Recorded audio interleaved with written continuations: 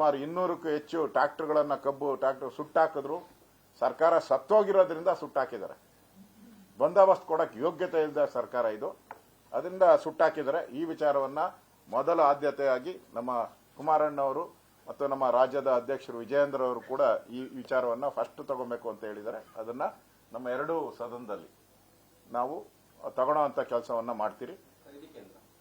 ಖರೀದಿ ಕೇಂದ್ರವನ್ನು ಸೇರಿ ಅದೇ ರೀತಿ ಮೆಕ್ಕೆಜೋಳ ಇವೆಲ್ಲವನ್ನ ಅದಕ್ಕೆ ಸೇರಿಸ್ತೀರಿ. ಆಮೇಲೆ BPL ಕಾರ್ಡ್ ರದ್ದು ಮಾಡ್ತಾ ಇದ್ದಾರೆ. ಇಡೀ ರಾಜ್ಯದಲ್ಲಿ ಒಂದೊಂದು ಕಾನ್ಸ್ಟಿಟ್ಯೂಯೆನ್ಸಿಯಲ್ಲಿ ನಮ್ಮ ಇಲ್ಲಿ ಚರ್ಚೆ ಆದ ರೀತಿ ಒಂದೊಂದು ಸುಮಾರು 1200ರಿಂದ 1300 BPL ಕಾರ್ಡ್ ಅನ್ನ ರದ್ದು ಮಾಡ್ತಾ ಇದ್ದಾರೆ. ಅವರಿಗೆ ಇದು ರದ್ದು ಮಾಡೋದ್ರಿಂದ BPL ಕಾರ್ಡ್ ರದ್ದು ಮಾಡೋದ್ರಿಂದ ಒಂದು ಅವರಿಗೆ ಬೆನಿಫಿಟ್ ಏನು ಅಂತ ಹೇಳಿದ್ರೆ ಈ 5 ಗ್ಯಾರಂಟಿ ಇದೆಯಲ್ಲ ಅಷ್ಟು ತಪ್ಪೋಗ್ತೈತೆ ಅವ್ರ ಜನಕ್ಕೆ. ಅಂದ್ರೆ BPL ಕಾರ್ಡ್ ರದ್ದಾಗೋದ್ರಿಂದ ಈ 5 ಗ್ಯಾರಂಟಿಯಲ್ಲಿ ಏನು ಹಣ ಕೊಡ್ತಾ ಇದ್ದಾರೆ ಅದು ಕಟ್ ಆಗ್ತೈತೆ. ಹೆಸರಿಗೆ 5 ಗ್ಯಾರಂಟಿ ಎಲ್ಲ ಕಡೆ ಡಿಸ್ಕೌಂಟ್ ಮಾಡ್ತಾ ಇದ್ದಾರೆ.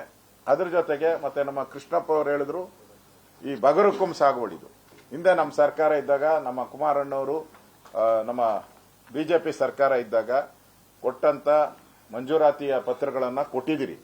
ಈ ಸರ್ಕಾರ ಬಂದ ಮೇಲೆ ಈ ರೆವಿನ್ಯೂ ಮಿನಿಸ್ಟರ್ ಬಂದ ಮೇಲೆ ಯಾವುದೇ ಬಗರುಕುಂ ಸಾಗುವಳಿಗೆ ಜಮೀನನ್ನ ಮಂಜೂರು ಮಾಡ್ತಾ ಇಲ್ಲ.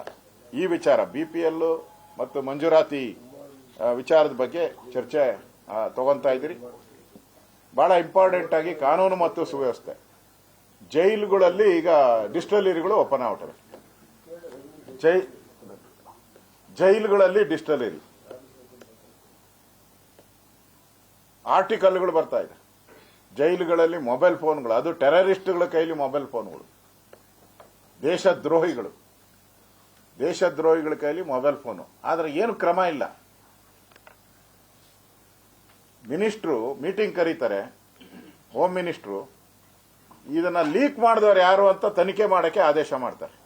ಅವ್ರ ತನಿಖೆ ಯಾವ್ದು ಮಾಡಬೇಕಾಯ್ತು, ಮೊಬೈಲ್ ಹೆಂಗೆ ಆ ಭಯೋತ್ಪಾದನೆ ಕೈಗೆ ಮೊಬೈಲ್ ಹೆಂಗ್ ಸೇರಿತು, ಇಲ್ಲಿ ಡಿಸ್ಟಿಲರಿ ಹೆಂಗ್ ಓಪನ್ ಆಯ್ತು ಅನ್ನೋದು ಚರ್ಚೆ ಮಾಡೋದು ಬಿಟ್ಬಿಟ್ಟು ಯಾರು ಇದನ್ನ ರೆಕಾರ್ಡ್ ಮಾಡಿದ್ರು, ಯಾರು ಇದನ್ನ ಇದು ಮಾಡಿದ್ರು ಅಂತ ಅವ್ರಿಗೆಲ್ಲ ನೋಟಿಸ್ ಕೊಡ್ತಾ ಇದ್ದಾರೆ.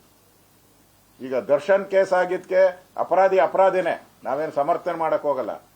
ಅವ್ನು ಬೀಡಿ ಸೇದಿದ್ಕೆ, ಸಿಗರೇಟ್ ಸೇದಿದ್ಕೆ ನೀವು ಸುಪ್ರೀಂ ಕೋರ್ಟ್ ವರ್ಗೂ ಹೋಗಿ ಬೇಲ್ ಕ್ಯಾನ್ಸಲ್ ಮಾಡಿದ್ರಿ. ಈ ಟೆರರಿಸ್ಟ್ ಬಗ್ಗೆ ನೀವು ಯಾಕೆ ಕ್ರಮ ತೆಗೆದುಕೊಳ್ತಾ ಇಲ್ಲ? ಮೊಬೈಲ್ ಕೊಟ್ಟವ್ರ ಬಗ್ಗೆ, ಡಿಸ್ಟಿಲರಿ ಹೆಂಗ್ ಓಪನ್ ಆಯ್ತು ಜೈಲುಗಳಲ್ಲಿ, ಇದ್ರ ಬಗ್ಗೆ ಏನೂ ಇಲ್ಲ.